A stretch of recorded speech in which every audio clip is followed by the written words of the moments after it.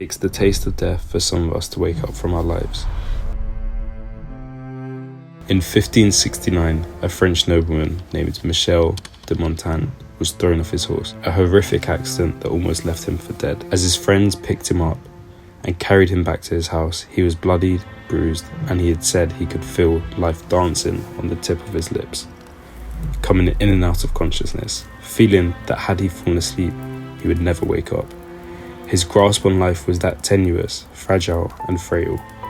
This experience fundamentally changed him. Until that point, Montaigne had remained an idle man throughout his life. And yet, ironically, it took him being on the verge of death to wake up in his life. That dance with death, the taste of mortality, energized him. And in the following years of his life, he became one of Europe's most celebrated writers, a confidant to the king, a diplomat for his country, and even mayor of his own town. And yet, it wasn't until they were so close to death that he realized the importance of living.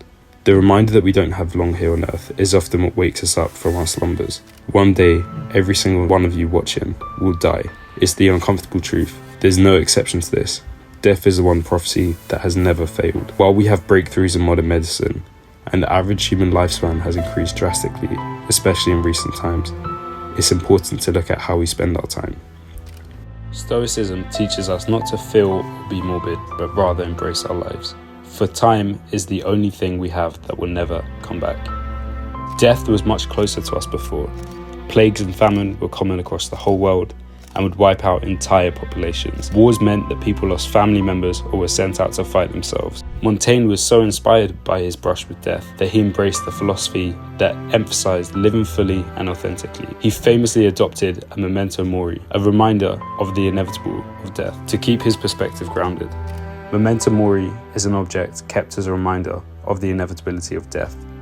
Throughout history, these reminders have taken many forms, from skulls on desks to inscriptions on rings, and even arts throughout the ages.